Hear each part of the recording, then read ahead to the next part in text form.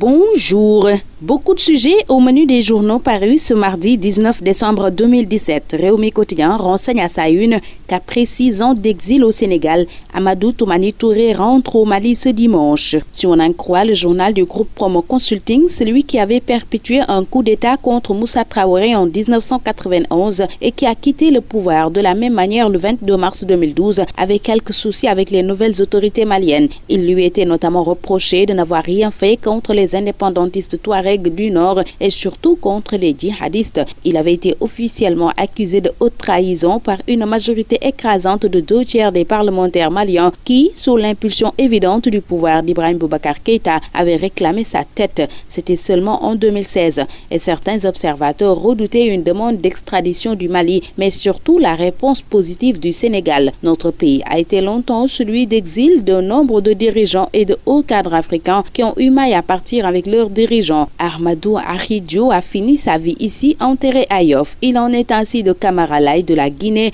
de nombre d'opposants gambiens, d'Hissène Habré et autres. Malheureusement, depuis quelques années, le Sénégal a tendance à fouler du pied cette tradition de teranga en accédant aux demandes d'État tiers dans leur intention de venir à bout de certains compatriotes qui dérangent, indique Hassan Somb à lire à la page 4 de Réumi Quotidien. À la page 5 de ce même journal, le ministre en charge du suivi du plan Sénégal émergent soutient que notre économie a retrouvé son embellie. Pour la première fois depuis longtemps, les indicateurs clés de notre économie sont passés au vert. Le plan Sénégal émergent est passé par là, d'après Cheikh Kanté qui annonce que la phase 2 du PSE va miser sur un secteur privé fort et dynamique. Pendant ce temps, le FMI repose le débat sur le niveau d'endettement du Sénégal et c'est dans le quotidien dont la une est occupée par Amadou Ba avec un regard lointain. L'institution indique dans ce journal que le Sénégal doit continuer de gérer sa dette avec prudence et vigilance, mais on va continuer à s'endetter pour financer les infrastructures. Des propos du directeur général de la planification et des études économiques Pierre Ndiaye, livré par Vox Populi. Selon lui, s'endetter rentre dans le processus normal pour un État. Le patron de la DGPE ajoute que tous les indicateurs qui sont utilisés pour caractériser un endettement montrent que le Sénégal est encore un pays à risque de surendettement faible. Enquête se propose de faire un tour à l'aéroport international Blaise Diagne et livre une série de couacs depuis l'ouverture. L'euphorie qui a accompagné l'ouverture de la IBD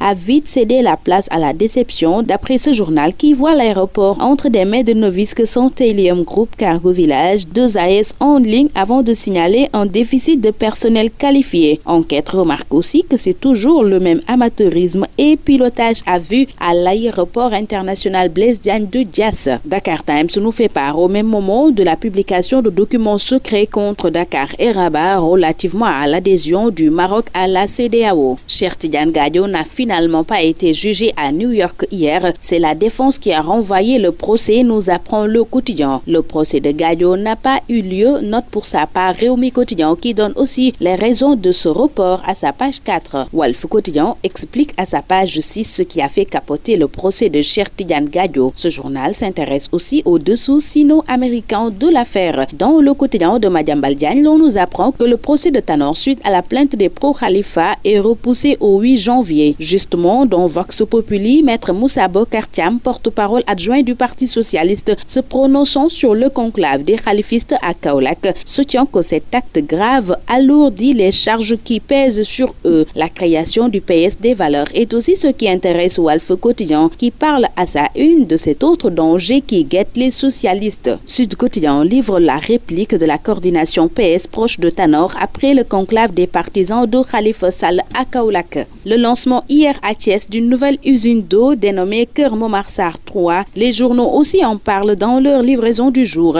Macky Sall, la révolution de l'eau, note Libération. Macky se jette à l'eau, voit pour sa part enquête. Restons avec Macky qui ne connaît pas la peur dans l'adversité selon un de ses conseillers. Alioune Fall qui s'entretient avec l'Observateur soutient aussi qu'il y en a qui se prennent pour King Kong qui à l'époque de Wade se terraient comme des rats. Dans Sud Quotidien, Boubacar Seye, président de l'ONG Horizon sans frontières sur la politique migratoire, soutient que la vraie menace en Afrique c'est la France. La Sénégalaise jugée dans l'affaire de l'attentat du Nouvel An en Turquie occupe la une de Libération. Téné Traoré, cadeau de Daesh, titre ce journal qui révèle que l'État islamique l'avait offerte aux tueurs pour le récompenser après l'attaque sanglante. Dans son stade, Salif Sané pronostique Pologne-Sénégal 1-2. Ça sera difficile contre Lewandowski, prédit également le joueur dans le quotidien du sport où prend fin ce tour des journaux. Très bonne lecture, excellente journée à tous.